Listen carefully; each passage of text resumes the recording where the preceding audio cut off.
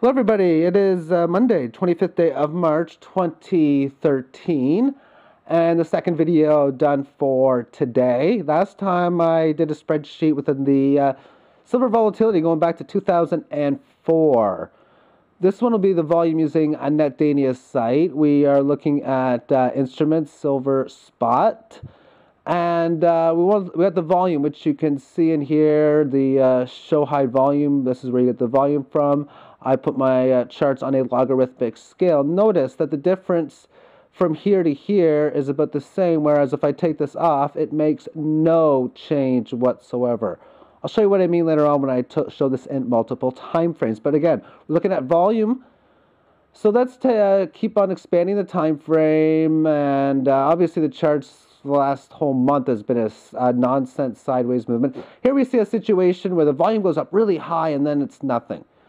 Well, when you're looking at this on intraday levels, it's good to know when high and low volume is supposed to come, and this is normal to have low volume from now really until about, I don't know, 4, 5, 6 in the morning, but really around 8 a.m. Eastern time is where the volume gets really big, usually falling off around 12 to 2 o'clock. Anyway, let's continue on with the time frame, 10-minute chart. This is the high volume that came in today. Again, I'm going to switch this again from here, logarithmic. You can see a small change maybe if your eyes catch it, but not much. Yeah, it's pretty much the exact same. Let's now move this on to the 30-minute time frame. This is interesting to say the least. We're starting off this chart going back to the 21st or so of March, so about a week full of data in here. Very tiny data or volatility from here to here, but again, the time frame. This is from 9 p.m. Eastern time to 7 in the morning the next day. That's normal. And then you have the big volume that really brought this market higher, consolidating on high volume, and then consolidating more on weak volume. The volume got low at like 12:30, as I stated. That's when the volume gets low, and then it picked up again at what time? Well, it picked up again at 12. It's supposed to pick up at like 8, but notice this entire smackdown occurred on minute volume average around, what, 28,000? And here we are today doing like 10, 15, 20 times higher than that. Interesting to say the least. And I call it a smackdown on micro volatility. But okay, we're moving from 29.13 down to 28.50. That's like 60 cents, 2%. Really standard for what normally happens, but that's when we have like 3%, 3.5% days from high to low compared to like what we're getting now at like 1 3/4. 1 hour time frame, we can see the difference here. There, normally when these moves happen, you get like 3, 4, 5, 6 decent candle bars that have higher volume. Here, it's a long period of that occurring. There's a 2 hour time frame, 4 hour. And here you can see 1 to 2 bars that get big. Here we've gotten 1, 2, 3, 4, like 5 that have gotten to like the 650,000 mark, 600,000 mark even.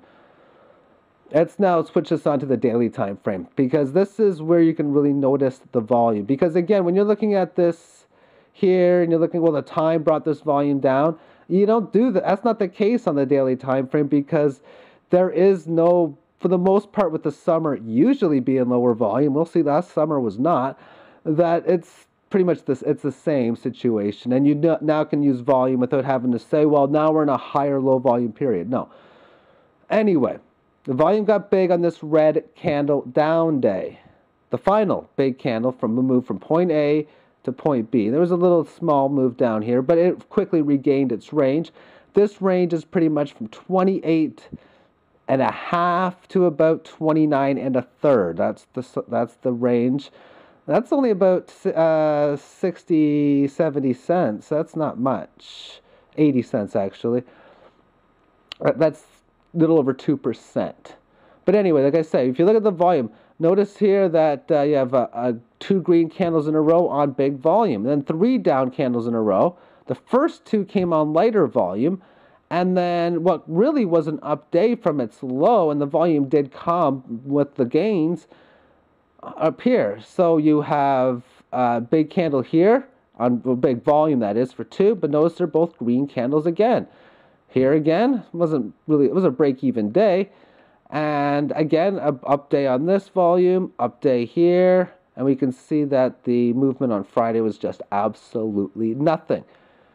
Now we're going to change the scaling again from logarithmic to linear, and you should notice a difference now. A little bit of one. But it really doesn't make too much of a difference which chart you use. The whole point is if you use a log scale on the short-term time frames, that's fine, because it's just going to give you the exact same as a linear would anyway. Weekly time frame, again, we change the scaling out. Much bigger of a difference. If you look at this on the monthly time frame, this is, you can see a whole bunch of nothing happens here, and then it gets a bit bigger but still small. Then things explode. Yeah, you show this in, you get a much different story. Now, as far as the volume here on the monthly chart, we've pretty much matched the volume from last summer. Now, we're going to take a look at the daily chart again with more periods on it, because I wanted to do that beforehand, but I'll do that after. But it's pretty much about 25 million. So it's got 4 more trading days to break it. It will break it. I'm guessing about 30 million, 29, 30 million. And this is why. Well, I'm expecting one more day this week. Probably be the best day of the week as far as gains are concerned as well. To be in between really 2.5 and 5, pretty much around 3, 3 1/3, somewhere maybe around here, in this area here, as one of the days for volume. And even a couple at least over 2 million. So we should be getting over 5 million volume days, and maybe a big red candle down one with like 600,000 volume.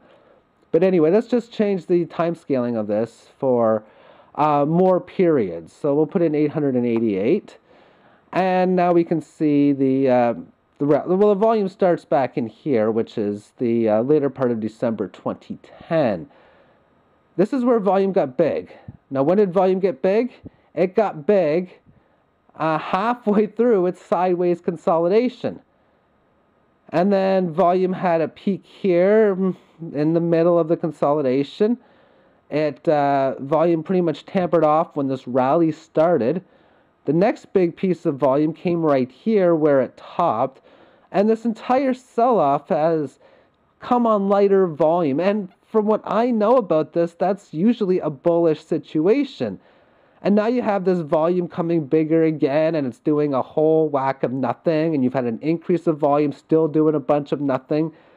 This does tell me soon that it's going to make another run for the upper part of this range, because we've been in a range from 26 and 35, and I'm not going to say we're in the middle of it, but we're in the middle of the lower half of it, or we're a quarter way through this range right now.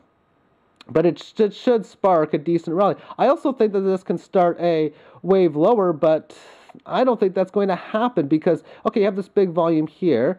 So if this was going to be the washout low with this big volume, which would have made sense on this, I would have expected the prices to go down like 23.50 or something.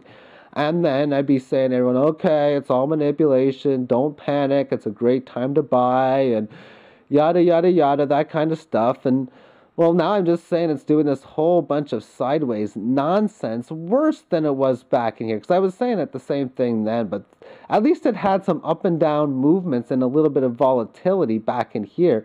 There is none of that going on right now, simply by looking at this. So anyway, thank you for tuning in to this video. I'm going to bring this back to 140 because I don't like looking at multiple candles. I like looking at it this way better. And take care. Bye-bye.